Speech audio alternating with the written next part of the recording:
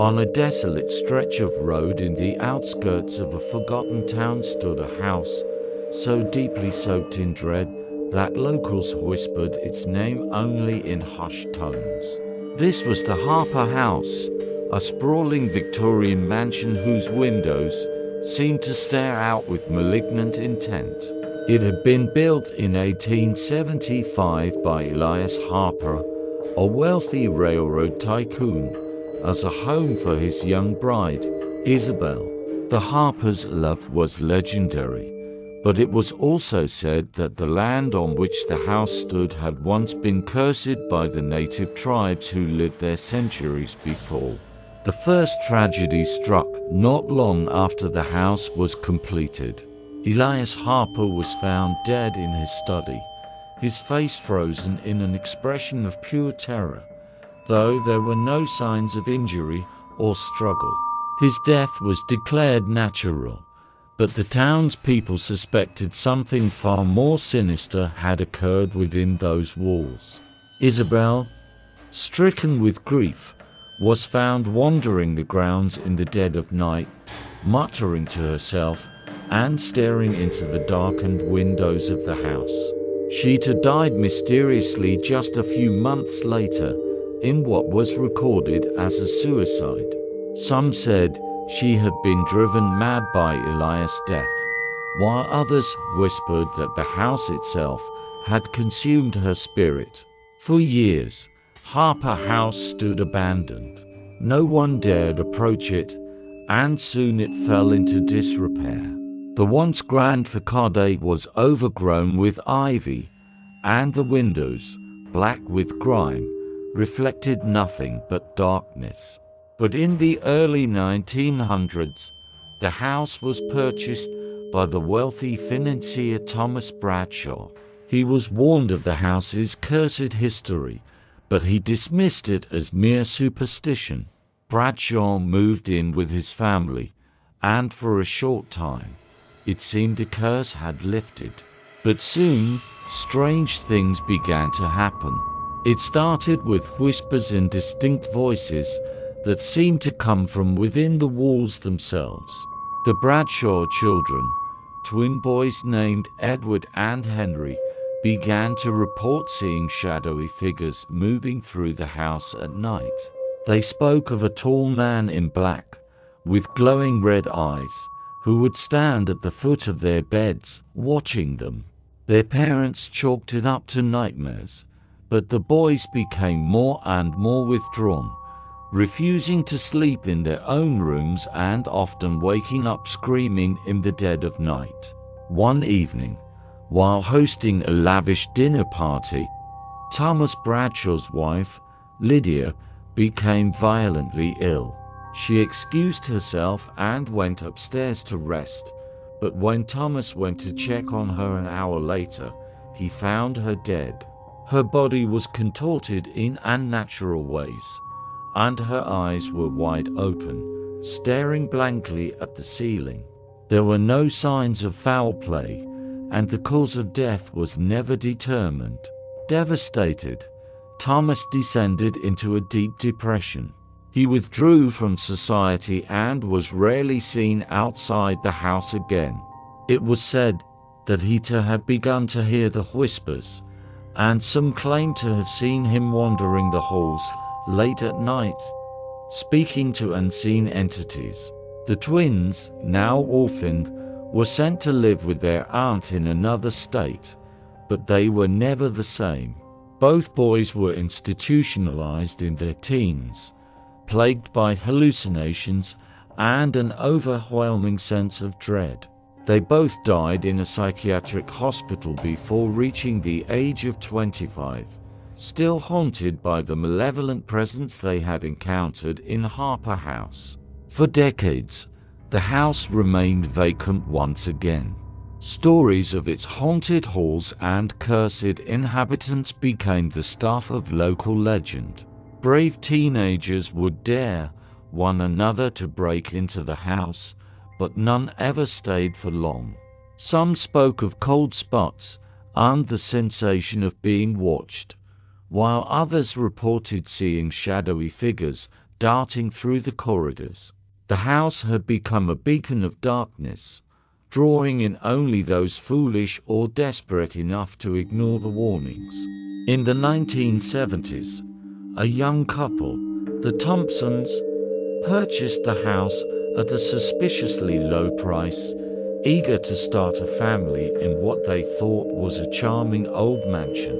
They were aware of the house's grim reputation, but dismissed it as mere folklore. For the first few months, everything seemed normal, though neighbors noticed that the Thompsons were becoming more reclusive.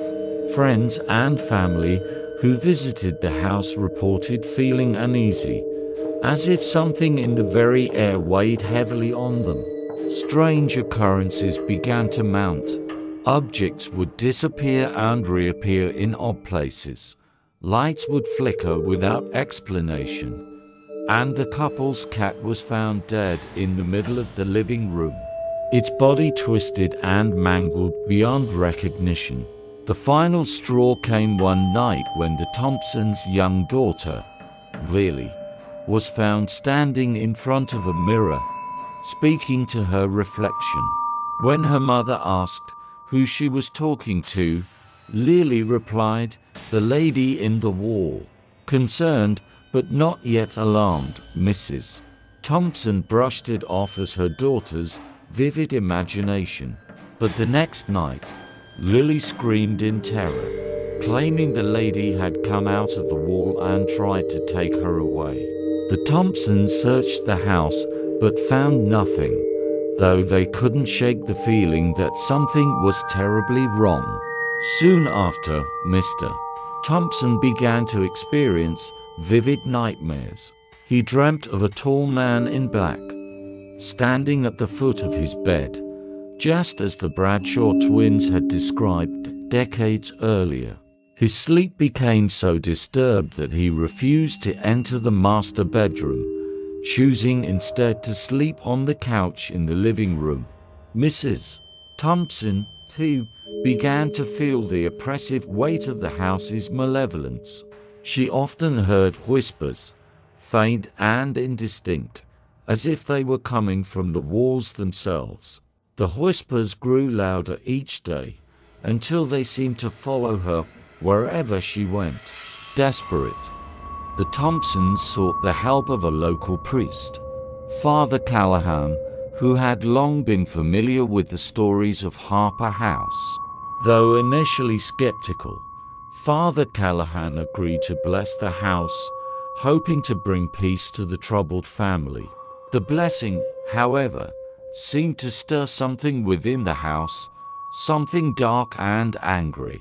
During the ceremony, the air grew thick, and an oppressive force seemed to push against the walls. Father Callahan reported feeling an intense, malevolent presence, unlike anything he had ever encountered.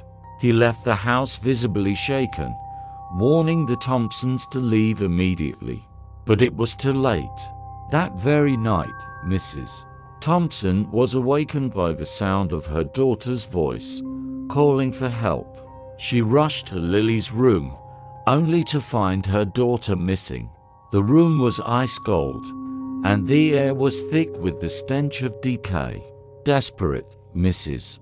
Thompson searched the house, calling out for Lily, but there was no sign of her anywhere. It was as if she had vanished into thin air. Hours later, after an exhaustive search, the police were called in. They found no evidence of forced entry or abduction, and despite a thorough investigation, Lily was never found. The Thompsons, grief-stricken and broken, moved away shortly after, leaving the house to fall into even deeper disrepair. By the 1990s, Harper House was in ruins. The town had largely forgotten about the house, though a few locals still spoke of the tragedies that had unfolded there. But one summer, A group of paranormal investigators arrived, determined to uncover the truth about the house. Armed with cameras, recording devices, and an array of ghost hunting equipment, they spent 3 days inside the house, documenting everything. What they captured was more horrifying than they could have imagined. In their recordings, they heard the whispers, faint at first, but growing louder and more insistent as the days went on. The investigators reported feeling watched, and several of them experienced vivid nightmares of a tall man in black, with glowing red eyes, standing at the foot of their beds. On the second night, one of the investigators disappeared. His colleagues searched the house frantically, but he was never found. His camera, however, was recovered in the basement, its final footage showing a shadowy figure moving toward him just before the screen went black. The remaining investigators fled the house in terror, abandoning their equipment and their quest for answers.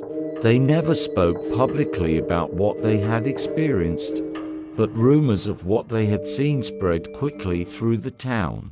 To this day, Harper House stands as a monument to the evil that lurks within. Its windows, blackened with grime, seem to watch the world with a malevolent hunger, waiting for its next victim. No one dares to enter, and the town itself has largely forgotten the house's dark past. Though the occasional drifter or curious thrill seeker may still wander too close. They say that the land itself is cursed, that the spirits of those who died on that soil are bound to the house, doomed to relive their torment for all eternity. Others believe that something far older and darker resides within the house, something that feeds on fear and suffering. Whatever the truth, one thing is certain: Harper House is not a place for the living. This story weaves together the elements of generational curses, malevolent spirits, and psychological torment that accompany haunted houses in horror literature. It's about 1,300 words, but could be expanded with further details, historical context, or additional encounters with the supernatural. Let me know if you'd like me to continue this tale or go deeper into any of the story's elements.